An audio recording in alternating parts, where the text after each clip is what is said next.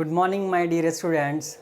तो आप सभी को एक बात कभी नहीं भूलनी है, आपको सिर्फ वीडियो देखना ही नहीं है बल्कि पूरे वीडियो को शेयर करना है, अपने सारे फ्रेंड्स को भेजना है और सारे फ्रेंड्स को बोलिए कि चैनल को सब्सक्राइब करें और ज़्यादा से ज़्यादा बच्चों को जोड़िए, क्योंकि यहाँ पे बहुत सारे क्वेश्चंस आपके आईआईटी और जेईई के लिए कराए जाएंगे, नीट एग्जामिनेशन के लिए कराए जाएंगे, ताकि आप जो है फिजिक्स में आपको कहीं सोचने की ज़रूरत नहीं पड़े, आपको कहीं किसी बुक को देखने की ज़रूरत ना पड़े, आपको इतनी क्वेश्चंस की प्रैक्टिस कराई जाएगी। तो इसके लिए करना क्या है, आपको इसके लिए करना है कि आज जितने भी वीडियोज अपलोड हो रहे हैं सारे के सारे लेक्चर्स आपको देखने हैं, और सिर्फ देखने नहीं हैं, आपको सारे जितने भी क्वेश्चंस कराए जाएंगे उसको अपनी कॉपी में नोट करना है। आपको अपने हाथ से लिखा हुआ नोट्स होना चाहिए कॉपी में, ताकि जो है रिविजन के लिए आपके पास वो चीज़ें हों, क्योंकि आप बार बार वीडियो को खोल के देख नहीं सकते हैं। तो आप जो है अपने कॉपी में क्वेश्चंस को जरूर लिखिए कि ह्यूज कलेक्शन, बहुत बड़ा कलेक्शन हो जाएगा आपके पास, तो आप अपनी कॉपी में इसको जरूर लिखें, ठीक है। तो आज के जो हमारा लेक्चर होने वाला है हमारा मॉडरेट लेवल, हम लोग जो पिछले लास्ट लेक्चर पढ़ रहे थे वहाँ पे हम लोग ने मॉडरेट लेवल शुरू कर दिया है। तो मॉडरेट लेवल को हम लोग आगे कंटिन्यू कर रहे हैं, जिसमें हम लोग आईआईटी जेईई, नीट और अदर एग्जामिनेशंस में जो क्वेश्चन पूछे गए हैं उस क्वेश्चंस को हम लोग डील कर रहे हैं। तो चलिए शुरू करते हैं आज का लेक्चर। आज के लेक्चर में हमारा पहला क्वेश्चन AIPMT 2011 में पूछा गया क्वेश्चन है। क्वेश्चन कहता है कि the density of a material in a CGS system is 4 ग्राम पर सेंटीमीटर क्यूब। तो हम सभी को पता है कि भाई CGS में ग्राम और सेंटीमीटर आ सकता है, आता ही है। अब CGS सिस्टम में कितना रखा है, 4 ग्राम वैल्यू दे रखा है। आगे बोल रहा है क्वेश्चन कि in a system of units in which unit of length is 10 centimetre and unit of mass is 100 gram, the value of density of the material will be। अब यार इस क्वेश्चन को समझिए एक बार क्या कह रहा है। ये क्वेश्चन बहुत अच्छा क्वेश्चन है। बोल रहा है कि किसी CGS सिस्टम में हमें इस मटेरियल की डेंसिटी गिवन है पहले से। CGS सिस्टम में किसी मटेरियल की डेंसिटी कितनी है, 4 ग्राम पर सेंटीमीटर क्यूब, और आपको बोल रहा है कि कोई दूसरा नया सिस्टम ऑफ यूनिट है, एक नया सिस्टम ऑफ यूनिट है। वो ऐसा ही सिस्टम है या कुछ भी है वो हमें नहीं मेंशन है, हमें सिर्फ बोल रहा है कि एक नया सिस्टम ऑफ यूनिट है। उस नए सिस्टम ऑफ यूनिट्स के अंदर हमें क्या बोला जा रहा है कि हमें बोला जो लेंथ होगा वो लेंथ 10 सेंटीमीटर और आपका जो मास है वो कितना है, 100 ग्राम है। तो आपको इस नए जो सिस्टम है ना, जो नया सिस्टम हमने बना रखा है, उस नए सिस्टम में डेंसिटी कितनी होगी। हिंदी मीडियम के स्टूडेंट्स के लिए सोचना नहीं है, और मैं आपको बता दूं हमारा चैनल एक इकलौता चैनल है जो आईआईटी नीट की तैयारियां हिंदी मीडियम के बच्चों के लिए भी कराया जा रहा है, वरना आप हर जगह सिर्फ इंग्लिश में क्वेश्चंस और इंग्लिश में ही सारी चीज़ें आप देख पाएंगे। लेकिन हिंदी मीडियम के बच्चों को सोचना कहीं भी नहीं है, क्योंकि बिहार, उत्तर प्रदेश और राजस्थान ऐसे कई सारे राज्य हैं जहां के स्टूडेंट्स बहुत ज़्यादा मात्रा में, बहुत ज़्यादा स्टूडेंट्स जो है उन बहुत ज़्यादा संख्या में क्या करते हैं, आईआईटी का एग्ज़ाम और नीट का एग्ज़ाम क्रैक करते हैं, और वो सभी स्टूडेंट्स हिंदी मीडियम के होते हैं। तो हिंदी मीडियम स्टूडेंट्स के लिए फ़िलहाल काफ़ी ज़्यादा दिक्कत है, क्योंकि ऑनलाइन हिंदी मटेरियल्स बहुत कम अवेलेबल हैं। तो इसलिए हम कहीं से भी हिंदी मीडियम के स्टूडेंट्स को कोई दिक्कत ना हो, इसलिए क्वेश्चंस को हिंदी में ज़रूर लिखने की कोशिश कर रहे हैं। तो हमें बताया गया कि भाई एक सिस्टम में CGS में इतना है, अगले सिस्टम में आप वैल्यू बता दीजिए। तो हमें ये कन्वर्जन वाला चीज़ें पता होनी चाहिए। एक सिस्टम से दूसरे सिस्टम में, नए सिस्टम में जाने के लिए हमारे पास फॉर्मूला होता है यूनिट डायमेंशन में, N2 = N1 × M1/M2 to the power A × L1/L2 and T1/T2 to the power C। ये एक फॉर्मूला होता है यूनिट कन्वर्जन का, एक सिस्टम ऑफ यूनिट से दूसरे सिस्टम ऑफ यूनिट्स में। हमारे पास जो फॉर्मूला होता है, main formula Q = NU। Quantity हमारी कभी नहीं बदलती है, क्वांटिटी हमारी फिक्स होती है, पर जो ये नंबर होता है ना वो बदल जाता है और यूनिट बदल जाती है। जैसे कि मैं आपको एग्जांपल लेके बताऊं तो 1 किलोग्राम ये इक्वल है 1000 ग्राम के, लेकिन आप देखिए ये दोनों इक्वल है, क्वांटिटी कभी चेंज नहीं होगी। लेकिन आपका n देखिए, यहाँ पे n1 है पर यहाँ पे n 1000 है, तो n बदल जाता है, n 1 है और यहाँ 1000 है, तो n की value system of units change होने से n चेंज हो जाता है, और u यूनिट होता है, यूनिट भी चेंज हो जाता है। यहाँ u किलोग्राम है, यहाँ यूनिट ग्राम है, तो आपका यूनिट भी चेंज हो जाएगा। अगर आप एक सिस्टम से दूसरे सिस्टम में जाते हैं तो आपका यूनिट भी चेंज हो जाता है और आपका नंबर भी चेंज हो जाता है। यहाँ n1 देखिए, n की वैल्यू 1, यहाँ n की वैल्यू 1000, लेकिन क्वांटिटी आपकी क्या रहेगी, वही रहेगी, क्वांटिटी आपकी नहीं बदलने वाली है। तो दूसरे सिस्टम ऑफ यूनिट्स में अगर हम जाते हैं, तो दूसरे सिस्टम में जब हम जाते हैं तो हमारे पास जो फार्मूला होता है वो क्या होता है, आपके सामने फार्मूला है। जस्ट इस फार्मूले में हमें वैल्यू क्या करनी है, पुट कर देनी है। वैल्यू जरा पुट कर दीजिए, वैल्यू पुट कीजिए। n1 की वैल्यू हमें पहले दे रखी है, कितनी दे रखी है, 4 दे रखी है। अब जरा m1 कितना है, पहला सिस्टम कौन सा है, बोला ग्राम है सर, सीजीएस सिस्टम है, तो हम लिख देंगे भाई 1 ग्राम। दूसरा सिस्टम क्या है, दूसरे सिस्टम में आपको क्या दे रखा है, दूसरा सिस्टम में क्या है, मास। दूसरे सिस्टम में मास आपको गिवन है 100 ग्राम, तो हम लिख देंगे 100 ग्राम। ठीक है, पावर की चर्चा थोड़ी देर में कर लेते हैं। L1 लेंथ कितना होता है भाई, लेंथ हमारा सीजीएस में क्या होता है, सेंटीमीटर, तो सेंटीमीटर ले लेंगे। नई यूनिट में कितना दे रखा है, 10 सेंटीमीटर, तो 10 सेंटीमीटर ले लेते हैं। ठीक, और टाइम जो है, टाइम की कहीं चर्चा ही नहीं है, तो आप लिखिए तो चाहे नहीं लिखिए तो कोई फर्क नहीं पड़ने वाला है। तो यहाँ हमारी मर्जी है, हम 1 सेकेंड और नीचे भी 1 सेकेंड ले लेते हैं। अब करना ये होता है कि आपको कंपेयर करना होता है इन पावर्स का। ये पावर जो होता है ना, ए बी सी, इन पावर्स का कंपेयर करना होता है क्वांटिटी, कौन सी क्वांटिटी दे रखी है उसके डायमेंशन से। तो हमें क्वांटिटी कौन सी दे रखी है, डेंसिटी। तो सर जो डेंसिटी का होता है वो होता है ml के पावर -3, ये होता है सर डेंसिटी का डायमेंशन। तो ये अगर डेंसिटी का डायमेंशन है, पावर कंपेयर कर लेते हैं। जस्ट मासेस का पावर यहाँ देखिए ए यहाँ पे मास का पावर कितना है, 1 है, तो यहाँ से कंपेयर करते हैं, ए की वैल्यू क्या मिलेगी सर, 1 मिलेगी। यहाँ पे बी यानी कि लेंथ की वैल्यू क्या मिल जाएगी, पावर क्या मिल जाएगी, बी इजकल टू -3 मिल जाएगी। और टाइम होता ही नहीं, डेंसिटी में टाइम का कॉन्सेप्ट आता नहीं, तो ये लेने की हमें ज़रूरत है ही नहीं। तो जस्ट हम यहाँ से वैल्यू निकाल लेंगे और वैल्यू निकाल करके हम n2 की वैल्यू कैलकुलेट कर लेंगे। कैसे कैलकुलेट कर लेंगे, वैल्यू पुट कर दीजिए। 4 ये देखिए 1/100, तो ये 1/100 हो गया। 100 का मतलब 10 का पावर 2, और आपका a की वैल्यू कितनी है, 1, तो 1 ले लिया। मल्टीप्लाइड में क्या है, 1 सेंटीमीटर अपॉन 10 सेंटीमीटर। पावर कितना हो जाएगा, b का पावर, b की वैल्यू कितनी है, -3, तो -3 ले लीजिए। अब बस कम करना क्या है आपको, ये देखिए 4 मल्टीप्लाई, ये कितना हो जाएगा, 1/100, 10 का स्क्वायर कितना हो जाएगा, 100, तो 1/100 हो जाएगा।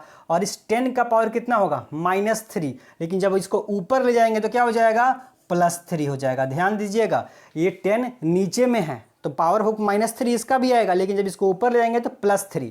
तो यहाँ पावर जो है, यहाँ 10 का पावर 2 है, ऊपर पे प्लस का 3 है, तो 2 पावर से 2 पावर कैंसिल हो जाएगा, एक केवल 10 बचेगा। 10 से जब 4 में मल्टीप्लाई करेंगे तो कितनी वैल्यू मिलेगी, 40। कितनी मिलेगी, 40। तो हमारा आंसर क्या हो जाएगा, आंसर नंबर बी हो जाएगा। क्वेश्चन है, फिलहाल हम लोग कुछ बीएमटी के क्वेश्चंस कर रहे हैं, यानी कि नीट के कुछ क्वेश्चंस कर रहे हैं, फिर थोड़ी देर में 2-3 क्वेश्चन आपका आईआईटीज के करेंगे। फिर चलते हैं क्वेश्चन नंबर 2 की ओर। क्या बोलता है कि the unit of permittivity of free space epsilon not.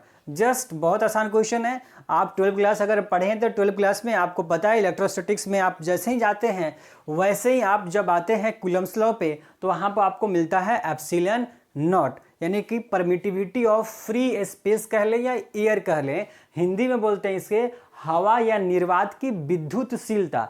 विद्युतशीलता या परमिटिविटी मतलब परमिशन देना, एयर परमिशन देता है कि एक पार्टिकल दूसरे पार्टिकल के ऊपर फोर्स, यानी कि एक चार्ज दूसरे चार्ज के ऊपर फोर्स लगा सकता है। कोई चीज़ परमिशन, अगर मान लीजिए हमें रास्ते से होकर के जाना है, अगर रास्ते में अगर पहाड़ खड़ा हो जाए तो आप उस सामने जाने में आपके सामने मुश्किलात होगा, पहाड़ रोकेगा। पर अगर पहाड़ में रास्ता बना हो तो रास्ता अलाउ कर रहा है, पास कर रहा है आपको जाने के लिए। तो वही बात है कि कितना आपको पास में जो आपका एयर है वो कितना परमिशन देता है कि एक चार्ज दूसरे चार्ज के ऊपर फोर्स लगाए, तो परमिशन जो होता है उसी को परमिटिविटी बोलते हैं एक तरह से। तो हमसे पूछा जा रहा है कि जस्ट उसकी यूनिट पूछता है, जस्ट हमसे क्या पूछ रहा है, उसकी यूनिट पूछ रहा है। बहुत इंपॉर्टेंट क्वेश्चन है, बहुत सारे एग्जामिनेशन में आप ये मत समझे कि यहाँ AIPMT 2004 में लिखा है तो सिर्फ 2004 में ही पूछा गया है। इसके अलावा भी कई सारे कंपटीशन के एग्जाम में क्वेश्चंस आते हैं, रिपीट होते हैं। एक बात मानिए कि जो IIT का क्वेश्चन है वो PMT में आता है, और PMT के भी कुछ क्वेश्चंस IIT में आते हैं। PMT के कुछ क्वेश्चन है, नीट के कुछ क्वेश्चन आपके आते हैं IIT में रिपीट होते हैं, लेकिन IIT के बहुत सारे क्वेश्चन नीट के एग्जाम में रिपीट होते हैं। तो ये बात आप दिमाग में बैठा के रखिए और कभी ये मत सोचिए कि नीट की तैयारी कर रहे हैं तो आईआईटी के क्वेश्चन नहीं करेंगे और आईआईटी की तैयारी कर रहे हैं तो नीट के क्वेश्चन नहीं करेंगे। दोनों स्टूडेंट्स को दोनों तरह के क्वेश्चंस करने हैं, आईआईटी के भी क्वेश्चंस करने हैं और नीट के भी क्वेश्चंस कर रहे हैं। इसीलिए जो है मैं अलग अलग कहीं से भी लेक्चर्स नहीं बना रहा हूँ, वो पूरी क्वेश्चंस नीट के भी और आईआईटी के भी क्वेश्चंस करवा रहा हूँ ताकि दोनों तरह के बच्चे जो भी पढ़ रहे हैं हर तरह के सभी की तैयारियाँ बच्चे से बहुत अच्छे से हो सके। तो इसकी जो वैल्यू होती है, उसकी जो यूनिट होती है एप्सिलॉन नॉट की, वो होती है कूलम्ब स्क्वायर पर न्यूटन मीटर स्क्वायर। क्या होती है? कूलम्ब स्क्वायर पर न्यूटन मीटर स्क्वायर ये होती है। हालांकि अगर आप देखेंगे तो इसका जस्ट उल्टा भी दिया गया है, न्यूटन मीटर स्क्वायर पर कूलम्ब स्क्वायर। और ये भी यूनिट होती है, जब हम कूलम्ब्स लॉ पढ़ते हैं तो कूलम्ब्स लॉ में के की वैल्यू 1/4 पाई एप्सिलॉन नॉट, ये जो वैल्यू इसकी जो यूनिट होती है, इसकी यूनिट क्या होती है? न्यूटन मीटर स्क्वायर पर कूलम्ब स्क्वायर। क्यों?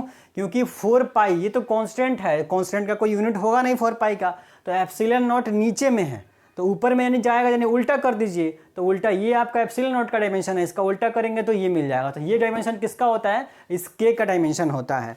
तो फिलहाल हमें एप्सिलॉन नॉट पूछ रहा है तो एप्सिलॉन नॉट क्या हो जाएगा? कूलम्ब स्क्वायर पर न्यूटन मीटर स्क्वायर हो जाएगा। अगला क्वेश्चन जो है, अगला क्वेश्चन कहता है the unit of Stefan Boltzmann constant.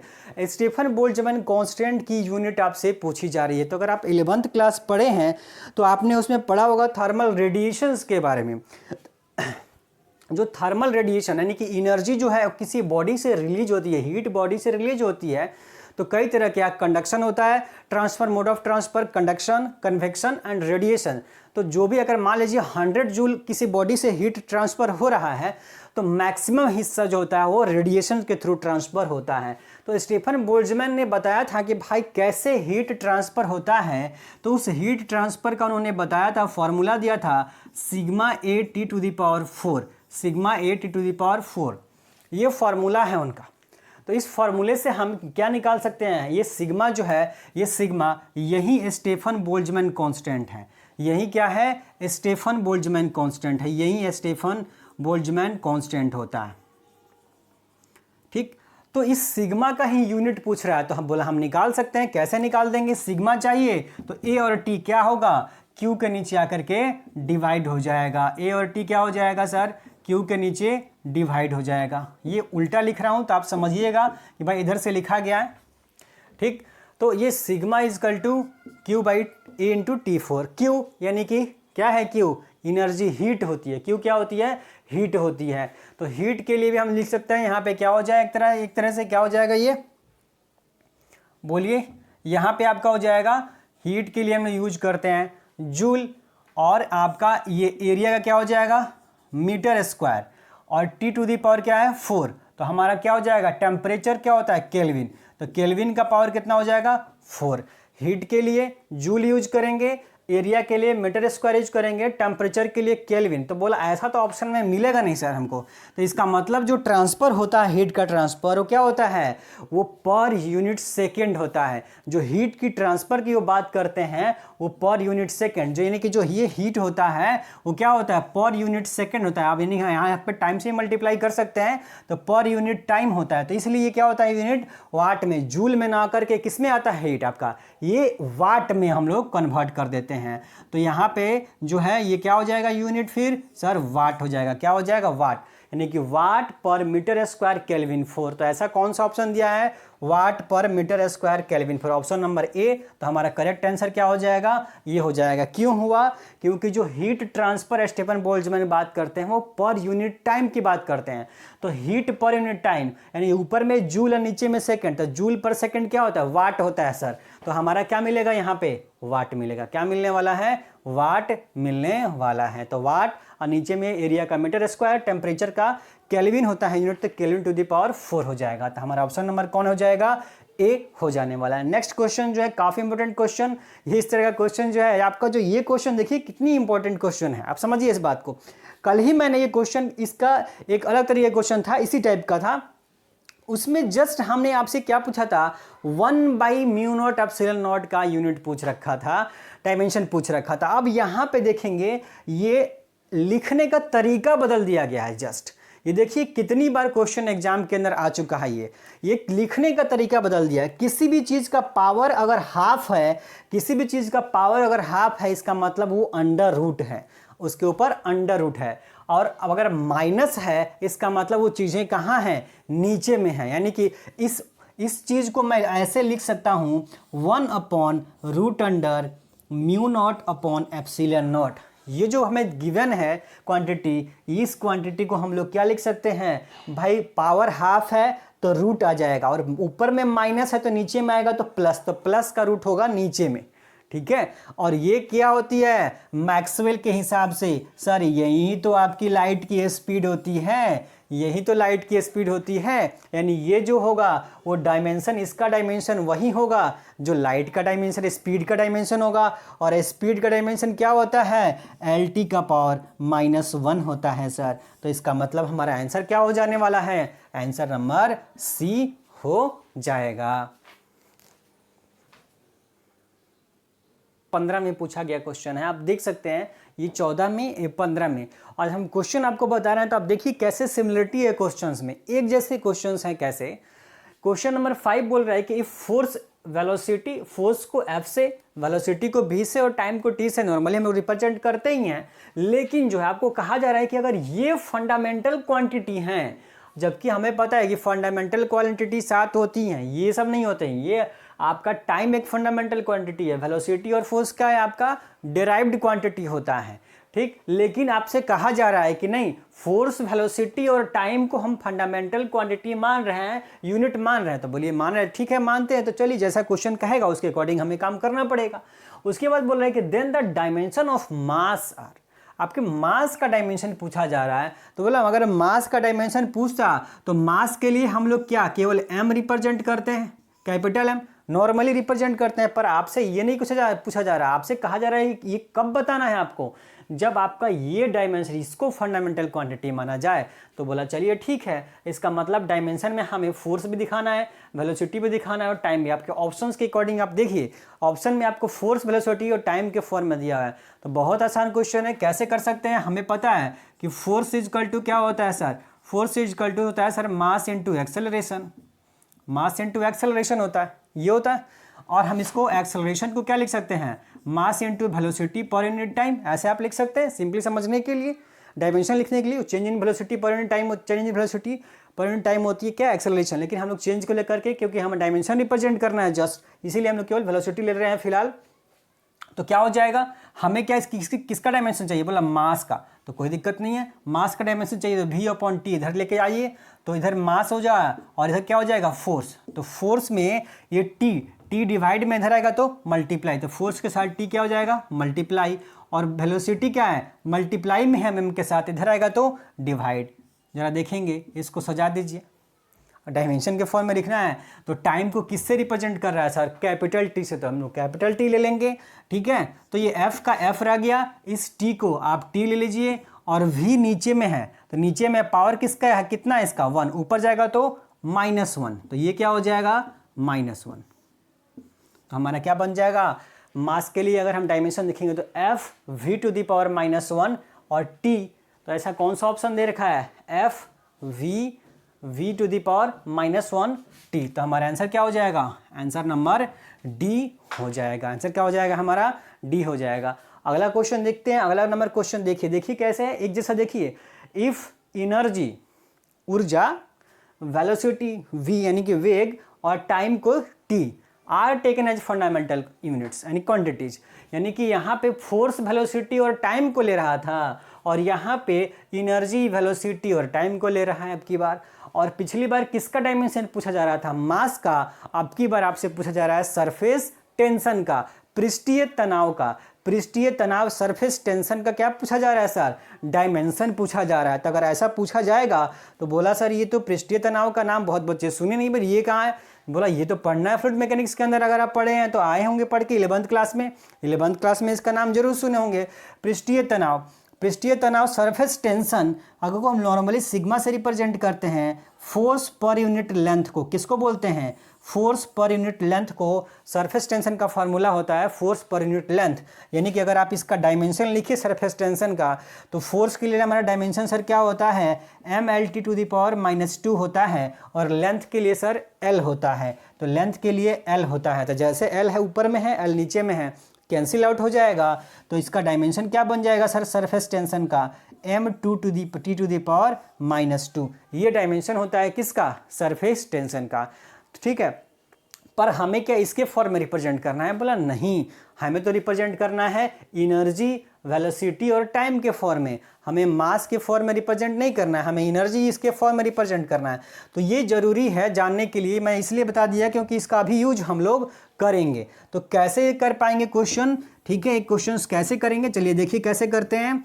आपको एक सिस्टम से आपको चेंज करने के लिए जाना है, क्या करना है जरा देखिए, करना ये है, करना आपको ये किसमें किसका निकालना है, बोला सरफेस टेंशन का निकालना है, किसका निकालना है, सरफेस टेंशन का निकालना है, ठीक है। तो हम सरफेस टेंशन का डायमेंशन अभी निकाल के लाए हैं, कितना होता है m2T⁻², और हमें नहीं पता है, हमें सेकंड जो सिस्टम है, सेकंड सिस्टम का पावर हमें नहीं पता है क्या होगा, क्या होगा नहीं पता है, तो हम मान लेते हैं एनर्जी, एनर्जी का पावर कितना हो जाएगा, ये एनर्जी का पावर हमें नहीं पता है, हम ए मान लेते हैं।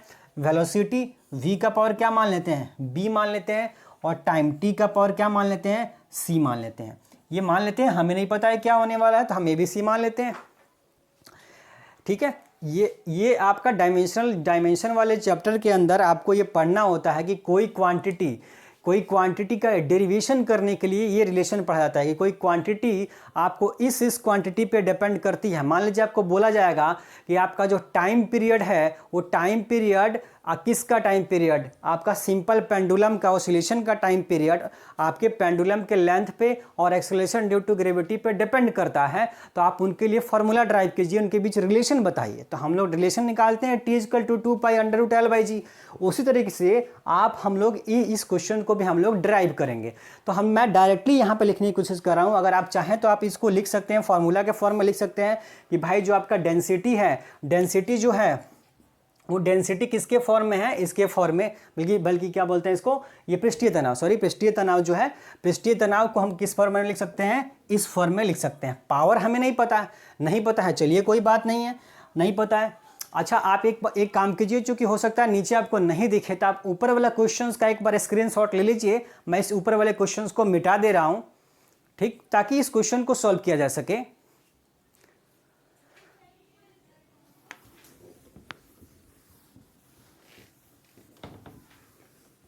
अब जो नीचे वाला क्वेश्चन है जरा देखेंगे क्या कैसे सॉल्व किया जाए, इस क्वेश्चन को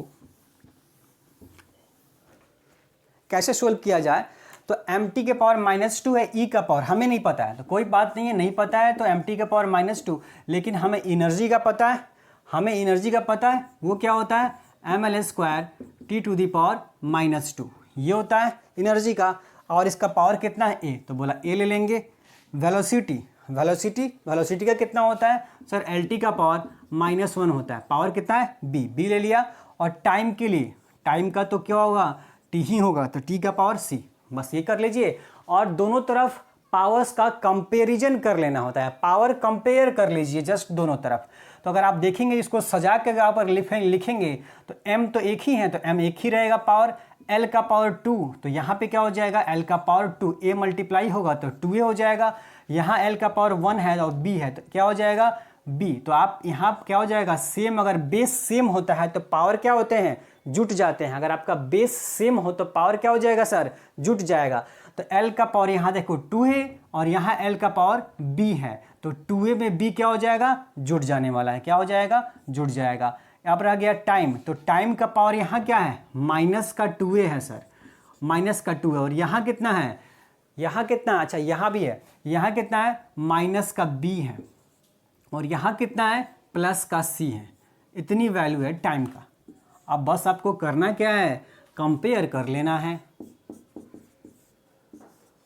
दोनों तरफ, पावर क्या कीजिए, कंपेयर कर लीजिए। तो यहाँ पे जब आप कंपेयर करेंगे, यहाँ a होगा, पावर a होगा, कंपेयर करेंगे तो a की वैल्यू क्या करेगी, ए की वैल्यू क्या मिलेगी 1, यहाँ 1 है तो ये हो जाएगी।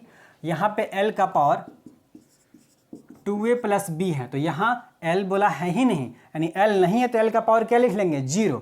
तो इसको किसके इक्वल कर लेंगे 0 के इक्वल। क्यों कर लेंगे क्योंकि यहाँ पे सर l नहीं है तो हम लिख देते हैं l का पावर 0, कोई दिक्कत थोड़े ना है, कोई चीज़ नहीं होता है तो पावर में 0 ले लेते हैं। तो l का पावर 0 कर दिया, इसको कर लेंगे। अब कर लेते हैं इसके माइनस का 2a minus plus C equal to, इसको कितना ले लेते हैं, इसको ले लेते हैं आप -2, इसको कितना ले लेते हैं -2 ले लेते हैं।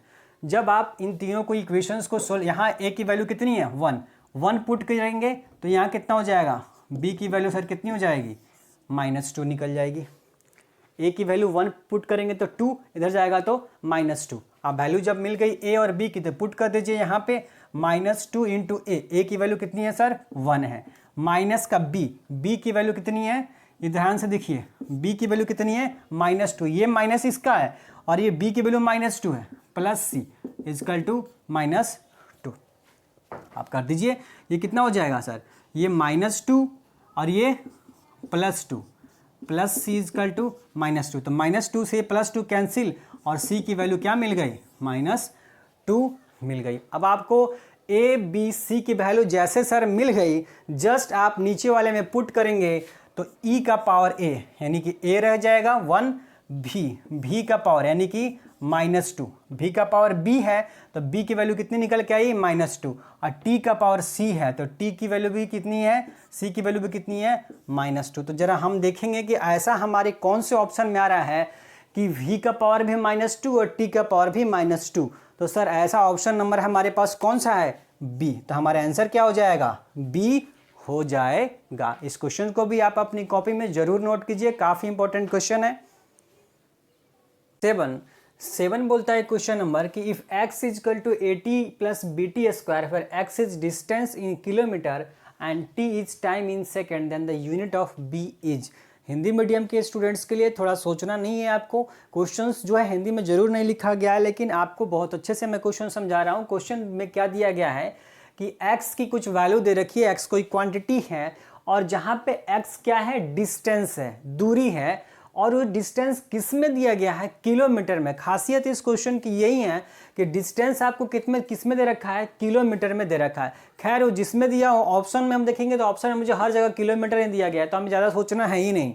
उसके बाद बोला है टाइम सेकेंड में है तो बोला ठीक है, आपसे पूछ रहा है then the unit of B is, B की यूनिट बतानी है जस्ट। तो अगर हमको बी की यूनिट बतानी है तो बहुत आसान क्वेश्चन है। इस तरह के क्वेश्चंस में हम लोग पहले भी 2-3 क्वेश्चंस कर चुके हैं, बहुत आसान क्वेश्चन है। क्या करना है, जस्ट आपको पता है कि भाई दो क्वांटिटी इक्वल तभी होगी जब उनका डायमेंशन क्या हो, सेम हो, ठीक। और दो क्वांटिटी आपस में तभी जुड़ेंगी जब उनका डायमेंशन सेम हो। आप इसका मतलब कि ये तीनों का डायमेंशन क्या होगा, सेम। बोला किसके इक्वल होगा, इसका मतलब x के, और x क्या है, x का डिस्टेंस है और डिस्टेंस का यूनिट कितना दे रखा है, किलोमीटर दे रखा है। तो आप बड़ी आसानी से क्या कर सकते हैं, इसको निकालने के लिए क्या करेंगे, इसको इक्वल कर देंगे। भाई इन सब का डायमेंशन आपस में इक्वल है तो आपस में इक्वल कर देंगे, यानी x भी किसके इक्वल हो जाएगा, bt स्क्वायर के। हमें क्या चाहिए, बोला b चाहिए सर हमें, तो b चाहिए तो हम क्या लिख सकते हैं, x अपॉन टी स्क्वायर लिख सकते हैं सर। और x upon T square, x की यूनिट किसने दे रखी है, x को बोल रखा है सर कि x को किलोमीटर में मेजर कीजिए तो किलोमीटर में मेजर करेंगे। टाइम को बोल रहा है सेकंड में मेजर कीजिए तो सेकंड में मेजर करेंगे।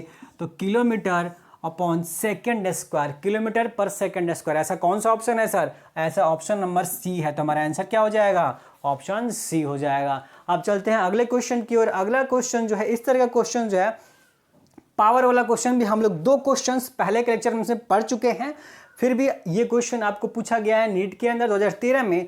ये क्वेश्चन भी क्या बोल रहा है, हिंदी मीडियम के स्टूडेंट्स के लिए दिक्कत ना होने समझा देते हैं कि क्वांटिटी जो है, कोई क्वांटिटी है P और P की वैल्यू आपको दे रखी है, उस क्वांटिटी की वैल्यू दे रखी है P equal to a square B square a cube B square upon C D. ठीक है, हमें दे रखा है और हमें ए बी सी डी क्या है, ए बी सी डी की परसेंटेज एरर दे रखी है, प्रतिशत त्रुटि। यानी कि जब हम मेजरमेंट करने जा रहे हैं पी की, तो पी 4 क्वांटिटियों पे डिपेंड कर रहा है ए बी सी डी पे, जिसमें ए बी और सी डी में जो एरर आ रहा है, हमें जो ए बी सी डी की अलग अलग मेजरमेंट जब हम करते हैं तो उसमें जो एरर मिल रहा है वो 1%, 2%, 3%, 4% मिल रहा है। तो आपको इस पूरी जो क्वांटिटी है पी, उसमें आखिर कितना परसेंटेज एरर आएगा, हमें ये बतानी है। ठीक, तो इस चीज़ को बताने के लिए हमें पता है पावर का कॉन्सेप्ट यूज करना है। और पावर वाले में क्या करते हैं, बहुत ही आसान, पावर वाले में जस्ट करना क्या होता है सर, पावर को जस्ट मल्टीप्लाई में लाइए, बात खत्म। चाहे वो डिवीजन में हो चाहे मल्टीप्लिकेशन में हो, जस्ट हमको पावर को लेकर के आना है। तो ये सी डी चाहे नीचे में हो चाहे सी डी मल्टीप्लाई में होता, कोई फर्क हमें नहीं पड़ता, क्योंकि यहाँ पावर का कॉन्सेप्ट यूज कर रहे हैं। तो बस करना क्या है सर, करना ये है कि हम लिखते हैं delta P by P multiplied by 100। ये हो गया परसेंटेज एरर किस में, पी में, जो पूछा जा रहा है। इसको बताने के लिए हम लोग डायरेक्ट यूज करेंगे, ए का पावर कितना है 3, तो सर पावर को क्या कर लेते हैं, बाहर कर लेते हैं। जिन क्वेश्चन बच्चों को थोड़ी सी प्रॉब्लम अगर आएगी तो आप लास्ट के 2-3 लेक्चर्स देखिए, उसमें ऐसे कई सारे क्वेश्चंस करा रखे गए होंगे। यहाँ पे भी आपको सोचना नहीं है, बस आपको ये समझना है कि जो भी पावर वाला कंसेप्ट है, पावर कहाँ आ जाता है, मल्टीप्लाई में। कहाँ आ जाता है, मल्टीप्लाई में। तो 3 जो है वो 3 कहाँ आ जाएगा सर, बाहर आ जाएगा। और ए के लिए क्या लिखेंगे sir, delta A by A into 100, क्योंकि परसेंटेज में बात कर रहा है तो परसेंटेज में लेके चलेंगे। बी का पावर 2 है सर, तो बी के लिए 2 कहाँ आ जाएगा सर, बाहर आ जाएगा। और यहाँ क्या लिखेंगे, delta B by B into 100। आगे है नीचे में सी, तो सी का पावर कितना है सर, 1 है, तो 1 ले लेंगे, delta C by C multiplied by 100। आगे है डी, डी का भी पावर कितना है 1, तो क्या ले लेंगे, प्लस में 1 delta D by D into 100। ऐसे जैसे लिखेंगे, बस वैल्यू हमें सारी क्या है, गिवन है, वैसे हम निकाल देंगे वैल्यू। आप इस क्वेश्चंस को बहुत मन में आसानी से सोल्व कर सकते हैं। अगर आप थोड़ी भी प्रैक्टिस करेंगे क्वेश्चंस की, पावर वाले क्वेश्चन की, तो आप आसाम से डायरेक्ट क्वेश्चन करेंगे। आपको सोल्व नहीं करना है, इतना एग्जाम में टाइम नहीं होता है, तो इसलिए आपको क्वेश्चंस की प्रैक्टिस बहुत ज़रूरी है। अगर आप क्वेश्चन की प्रैक्टिस करते हैं लगातार, तो आप जो टाइम आराम से एग्जाम के अंदर बचा सकते हैं। तो ज़रा देखेंगे, ए में परसेंटेज एरर कितना है 1, तो बोला 1 ले लेंगे, प्लस 2। बी में कितनी परसेंटेज एरर है सर, 2 है, तो मल्टीप्लाइड बाई 2, प्लस सी में कितनी है सर, 3 है, तो 1 मल्टीप्लाइड बाई 3। अब डी में कितनी है सर, 4 है, तो 1 मल्टीप्लाइड बाई 4। बस करना क्या है सर, सबको ऐड कर लीजिए। तो जब सबको ऐड करेंगे तो कितना हो जाएगा, ये 3 और ये 2 4 हो जाएगा। तो 4 और 3 कितना हो गया, 7, और ये 3 और 4 7, तो 7 प्लस 7 कितना हो जाएगा, 14। यानी कितना परसेंट मिलेगा, कितना एरर मिलेगा, 14%। कितना मिलेगा, 14% मिलने वाला है। तो ये टोटल जो है आज के लेक्चर्स में मॉडरेट लेवल में हम लोगों ने आज क्वेश्चंस किए, कुछ और अच्छे क्वेश्चंस किए। इसी तरीके से हम लोग मॉडरेट लेवल में आगे भी क्वेश्चंस करेंगे। जो बाकी के क्वेश्चंस हैं, जो नीट आईआईटी और एनडीए रेलवे के अंदर, आप बैंकिंग के अंदर जो भी साइंस के क्वेश्चंस पूछे गए हैं, वो सारे के सारे क्वेश्चंस हम लोग मॉडरेट लेवल में करने वाले हैं। फिर उसके बाद हाई लेवल होगा, जहाँ पे आईआईटी एडवांस के जो आपके थ्योरेटिकल क्वेश्चन, जो आपके बड़े लेंदी क्वेश्चंस मिलेंगे, जो उसमें आपको ऑप्शन नहीं होगा, केवल आपको थ्योरी आपको पूरा का पूरा बनाना पड़ेगा, सॉल्व करना पड़ेगा बड़े बड़े क्वेश्चंस। उन क्वेश्चंस को हम लोग डील करेंगे कहाँ पे, आईआईटी एडवांस के जितने क्वेश्चंस होंगे वो हाई लेवल में डिस्कस करेंगे। तो अभी फिलहाल 3-4 लेक्चर्स जितने होंगे वो सारे किसके होंगे, मॉडरेट लेवल के होंगे, जो काफ़ी ज़्यादा इंपॉर्टेंट है, बहुत ज़्यादा इंपॉर्टेंट है सभी जितने बच्चे भी कंपटीशन की तैयारियाँ कर रहे हैं, सभी के लिए। तो आप जो है, आपको बस करना यही है, वीडियो पूरा देखिए, नोट्स बनाइए, नोट्स का रिवीजन कीजिए, और जितना हो सके उतना वीडियो को शेयर कीजिए, अपने जितने दोस्त सर्कल हैं सबको जोड़िए। तो आज के लेक्चर के लिए हम लोग इतना ही रहने देते हैं।